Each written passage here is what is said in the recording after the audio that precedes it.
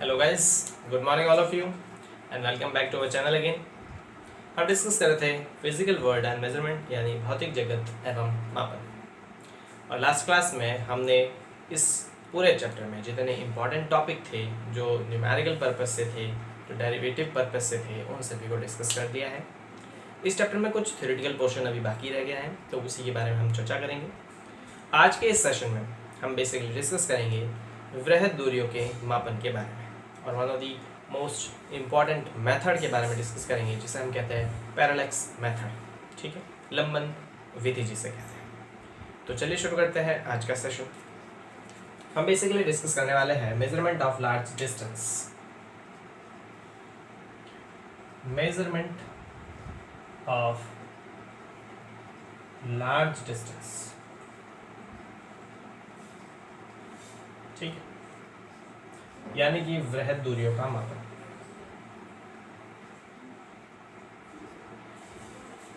वृहद दूरियों का मापन समझेगा। इस जब भी हमें कोई मेजरमेंट लेना होता है तो हम मेजरिंग स्केल का यूज़ करते हैं।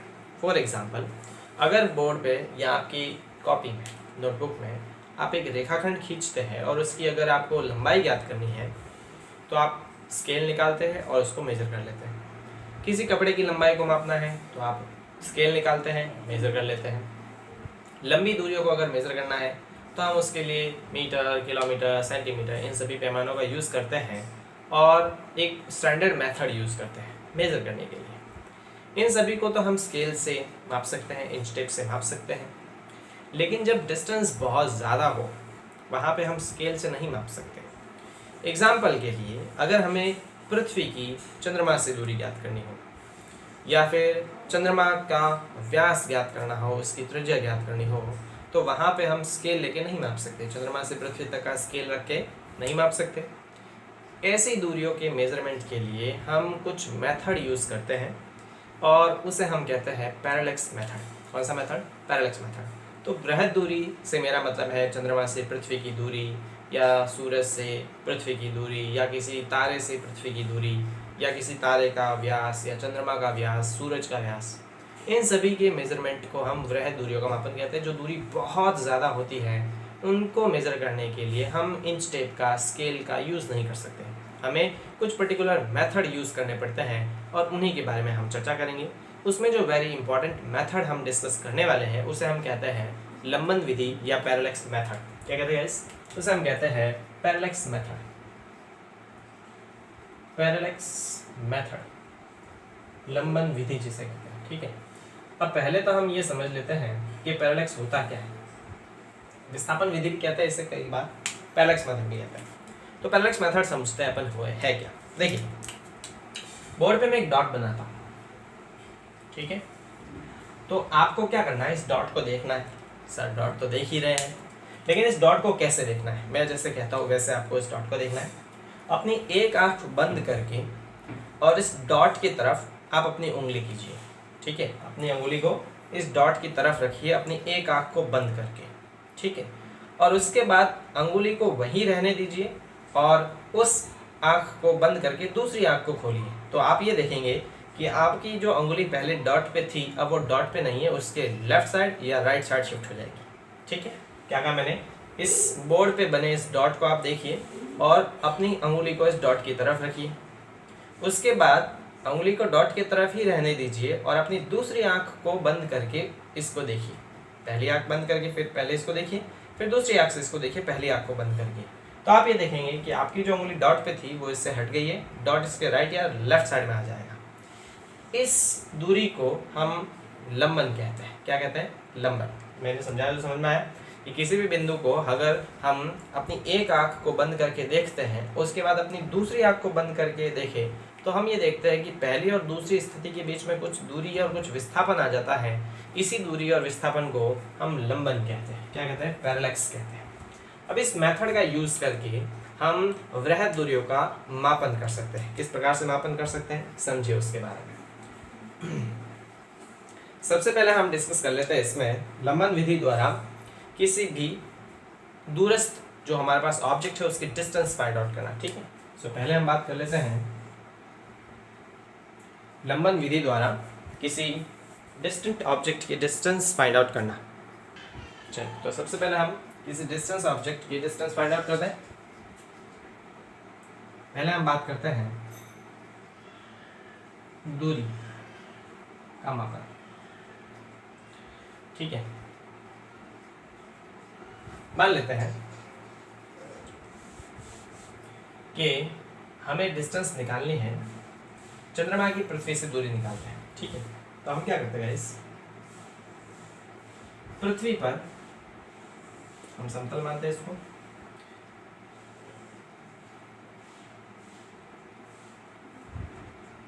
पृथ्वी पर हम दो बिंदु कंसिडर करते हैं, बिंदु ए और बिंदु बी, और उन दोनों बिंदुओं से हम चंद्रमा को देखते हैं।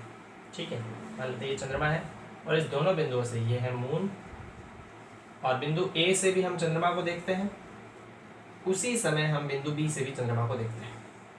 ठीक है, बिंदु ए से भी चंद्रमा को देखते हैं और बिंदु बी से भी चंद्रमा को देखते हैं। ये चंद्रमा की पृथ्वी से दूरी के बारे में हम डिस्कस करें लंबन विधि द्वारा। हम क्या करते हैं, पृथ्वी पर दो बिंदु डिसाइड करते हैं, जो हम डिसाइड कर सकते हैं, उनके बीच की दूरी को तो हम माप सकते हैं, क्योंकि वो पृथ्वी पर उपस्थित है दोनों बिंदु, तो हम उन दोनों के बीच की दूरी को माप सकते हैं। मान लेते हैं पृथ्वी पर दो बिंदु है जिनकी बीच की दूरी है स्मॉल बी, और इन दोनों बिंदुओं से हम चंद्रमा की ओर देखते हैं। तो चंद्रमा की ओर देखेंगे तो यहाँ से कोण अलग बनेगा, दोनों बिंदुओं से देखने पर इन दोनों द्वारा चंद्रमा पर अंतरित कोण मान लेते हैं यहाँ पर थीटा आता है। कितना आता है? थीटा। और यहाँ से लेके यहाँ तक चंद्रमा की जो दूरी है वो मान लेते हैं एस है, और यहाँ से लेके यहाँ तक भी दूरी तो ऐसी रहेगी, पृथ्वी से चंद्रमा की दूरी कांस्टेंट होगी। तो पृथ्वी पर दो बिंदु लेते हैं, दोनों बिंदुओं से चंद्रमा को देखते हैं, और दोनों बिंदुओं से चंद्रमा को देखकर हम इस एंगल थीटा का मान ज्ञात करते हैं। एंगल थीटा का मान बहुत आसानी से ज्ञात किया जा सकता है। कैसे ज्ञात किया जा सकता है समझिए। मान लेते हैं कि किसी कमरे में कोई बल्ब लग रहा है, ठीक है, बल्ब जल रहा है, और इस कमरे में यहाँ पर कोई व्यक्ति खड़ा है, यहाँ पर कोई व्यक्ति खड़ा है। तो इस व्यक्ति को भी अपना मुंह जो है वो ऊपर करना पड़ेगा इस बल्ब को देखने के लिए, तो इसने अपना मुंह ऊपर किया। इस व्यक्ति को भी यहाँ पे अपना मुंह ऊपर करना पड़ेगा इस बल्ब को देखने के लिए, इसने अपना मुंह ऊपर किया। तो हम क्या जानते हैं कि इसने अपना मुंह जितना ऊपर किया, ये वाला एंगल, और इसने अपना मुंह जितना ऊपर किया, ये वाला एंगल, ये दोनों एंगल अगर हमें पता हो θ1 और θ2, तो ये वाला एंगल अपन फाइंड आउट कर सकते हैं, क्योंकि जो त्रिभुज बनेगा उसके तीनों कोणों का योग 180 होता है। तो इस कोण को निकालने के लिए इस कोण और इस कोण को इसमें से माइनस करेंगे, तो हम इस कोण को आराम से ज्ञात कर सकते हैं, क्योंकि हम ये जो दोनों बिंदु है वो पृथ्वी पर उपस्थित है। तो हम पृथ्वी पर दो बिंदु लेते हैं ए और बी, जिनके बीच की दूरी बी है। ए और बी से एक साथ चंद्रमा को देखते हैं। चंद्रमा पर जो इन ए और बी द्वारा अंतरित कोण है वो मान लेते हैं थीटा है, और चंद्रमा की इस बिंदु से और इस बिंदु से दूरी समान होगी, एस होगी, क्योंकि ये पृथ्वी पर उपस्थित है। पृथ्वी की चंद्रमा से दूरी हमें पता है, ठीक है। तो हम क्या देखते हैं यहाँ पे गाइस कि ये जो दूरी बी है, जो दो बिंदुओं के बीच की दूरी है, और ये जो दूरी एस है, एस चंद्रमा से पृथ्वी की दूरी है जो कि बहुत ज्यादा है, और बी जो है वो दो बिंदुओं के बीच की दूरी जो बहुत कम है। यानी कि हम बात करें यहाँ बी जो है अपॉन एस, उसका मान 1 से काफी कम आएगा।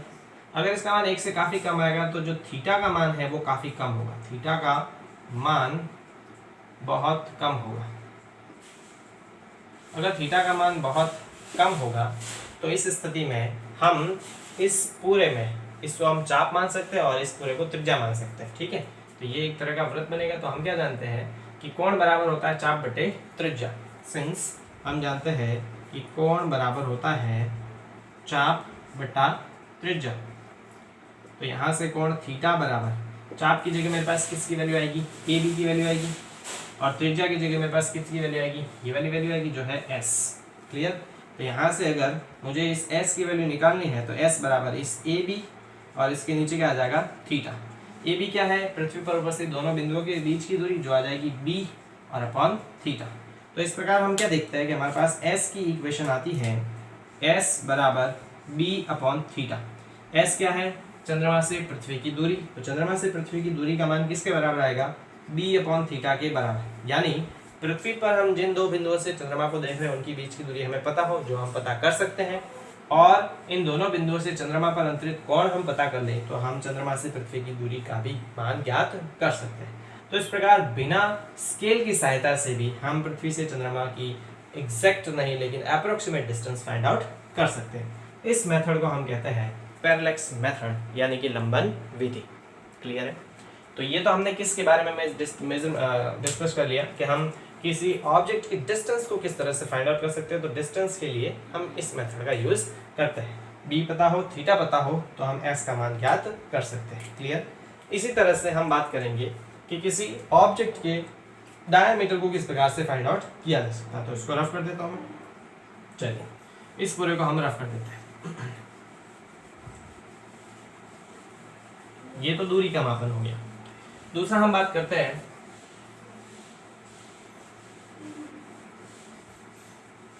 दूसरा हम इसमें डिस्कस कर लेते हैं गाइस, जो कि है आकाशीय पिंड का आकार ज्ञात करना, है ना।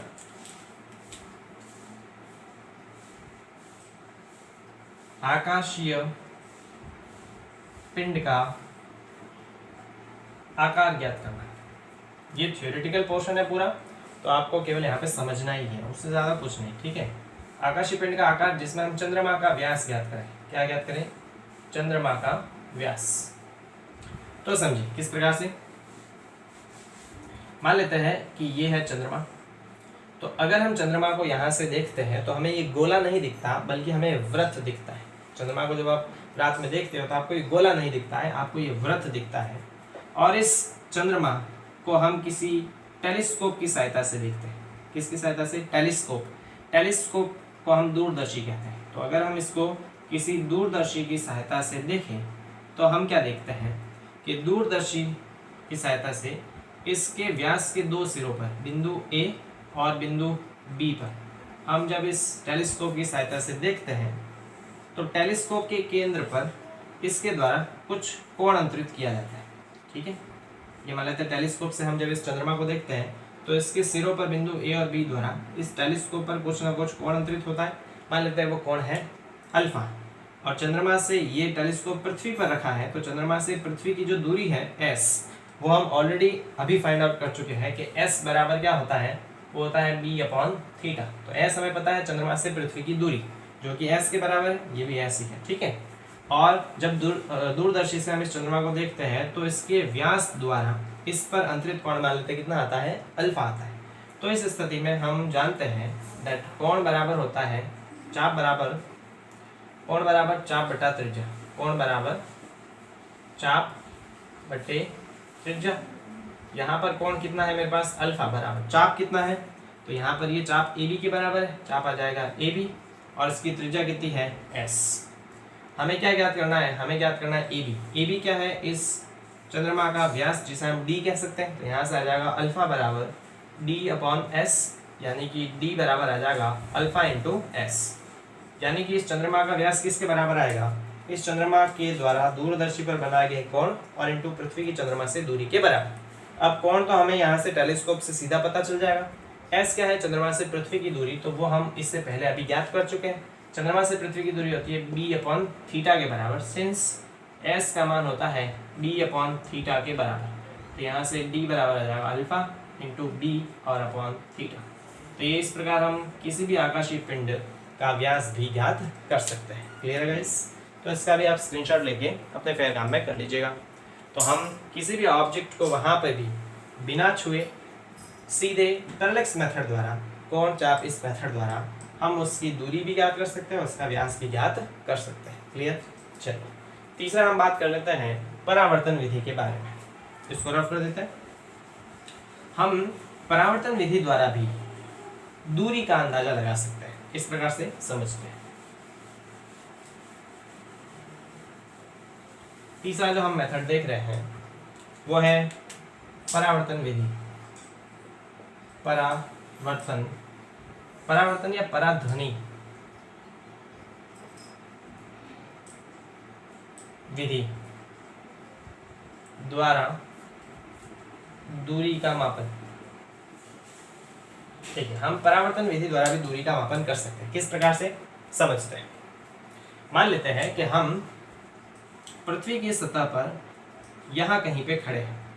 ठीक है? और हमारे सामने पहाड़ है।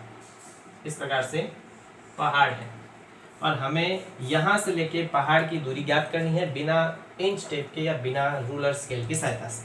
तो हम क्या करते हैं गाइस, हम यहाँ से इस पहाड़ की दिशा में एक गन फायर करते हैं। क्या फायर करते हैं? गन। तो गन फायर करते हैं, यहाँ पर हमने पहाड़ की दिशा में एक गन फायर की, ठीक है।